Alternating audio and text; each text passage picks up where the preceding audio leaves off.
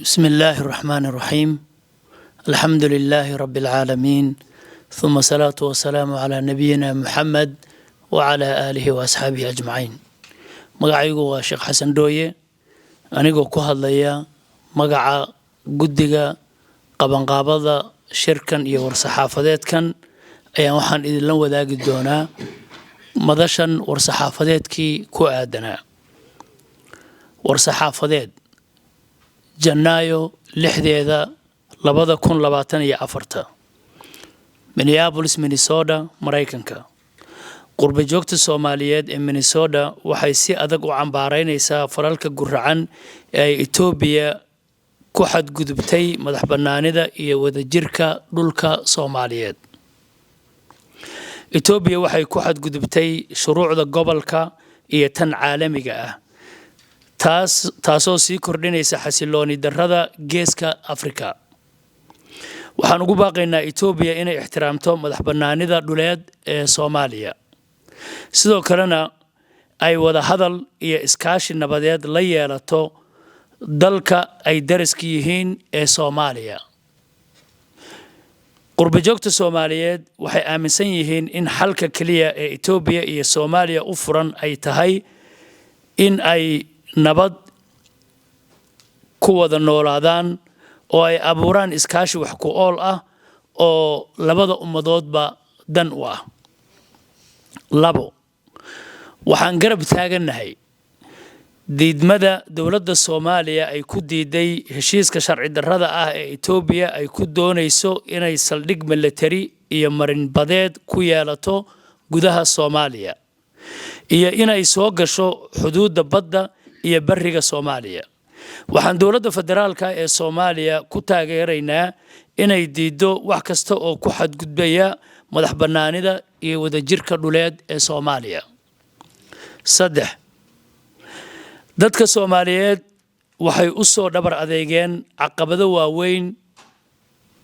iyo nafhurid ku aadan dagaalka joogtada ah ee ay kula jiraan argagixisada, gaar ahaan kooxda argagixisada ee Al-Shabaab. diidmada madaxweyne Xasan Sheekh Maxamuud ee tallaabada Itoobiya ayaa salka ku haysa iyadoo la fahamsan yahay in falalkan oo kale ay fursad hor leh u abuurayaan Al-Shabaab, isla markaana ay halis gelinayso horumarka wanaagsan ee la gaaray Soomaaliya dhinaca nabadda. heshiiska is-afgaradka ah ee xadgudubka ku ah ee loogu yeeray MOU ay Itoobiya ku dhaqaaqday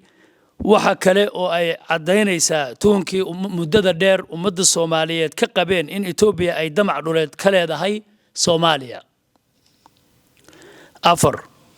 haddaanu nahay qurbajoogta Soomaaliyeed waxaan si buuxda u taageersanahay hadalkii madaxweyne Xasan Sheekh Maxamuud ee ahaa hal taako oo ka mid ah bariga iyo badda Soomaaliya inaysan cidna saxiixi karin.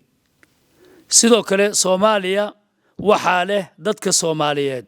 madaxbannaanida dalka Soomaaliyeedna waa mid aan gorgortan laga geli karin. shan, taariikh ahaan Itoobiya si sharci darro ah waxay u qabsatay dhulkii Soomaaliyeed ee loo yaqaanay gobolka Ugaadeniya ama Soomaali Galbeed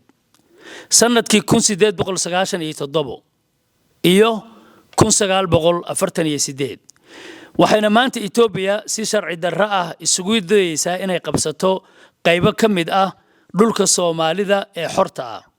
haddaba waxaan u soo jeedinaynaa dowladda Soomaaliya inay ka shaqayso siday u soo celin lahayd gobolkii Soomaali Galbeed, si buuxdana ay u taageerto walaalaha Soomaaliyeed ee ku dhaqan gobolka Soomaali Galbeed siday u gaari lahaayeen xaqa ay u leeyihiin inay ka tashadaan aayahooda. waxaan ugu baaqaynaa walaalaheena maamul iyo shacabba ee dowlad deegaanka Soomaaliyeed ama Soomaali Galbeed ama Ugaadeniya qofba suu u yaqaano inay taageeraan dadaalka ay dadka iyo dowladda Soomaaliya ugu jirto inay difaacdo qarannimadeeda iyo madaxbannaanideeda. lix, waxaan sidoo kale adkaynaynaa in dowladda Soomaaliya ay erido safiirka Itoobiya, isla markaana ay jirto dhammaan xiriirka diblomaasiyadeed ee aan la leenahay dalka Itoobiya. waxaan ku dhiirigelinaynaa dhammaan dadka Soomaaliyeed inay qaadacaan diyaaradda Ethiopian Airlines sida ugu degdega badan ama ugu dhaqsaha badan waxaan sidoo kale ugu baaqaynaa dawladda Soomaaliya inay mamnuucdo dhammaan diyaaradaha Ethiopian Airlines inay soo gasho hawada Soomaaliya ilaa Ethiopia ka ixtiraamayso madax bannaanida qarannimada iyo midnimada Soomaaliyeed ugu dambeyntii waxaan ugu baaqaynaa dhammaan shacabka Soomaaliyeed iyo dawladaha xubnaha ka ah dawladda federaalka ee Soomaaliya inay u midoobaan siday u difaaci lahaayeen madax bannaanida iyo wadajirka dhulka Soomaaliya arrintaas oo waajib diiniya sida Ilaahay noo amrayo wa'tasimu bihablillahi jamii'an wala tafarraqu qabsada xariga Ilaahay oo diinta iyo islaamka iyo wanaagga ah oo ku midooba hana kala tigina isla markaana ay meel iska dhigaan kala aragti duwanaanshaha siyaasadeed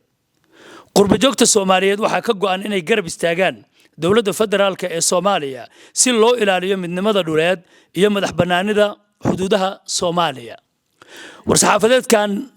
faahfaahin inta dheer waxaad kala xiriiri kartaan gudoomiyaha guddiga shirkan soo qaban qaabiyay Dr. Khadar Jaamac oo kontaktigiisa ama macluumaadkiisa uu ku qoran yahay nuqulkan war-saxaafadeedka aan la wadaagi doono miidiyaha isagoo oo qoraal ah aad iyo aad baad mahadsantiin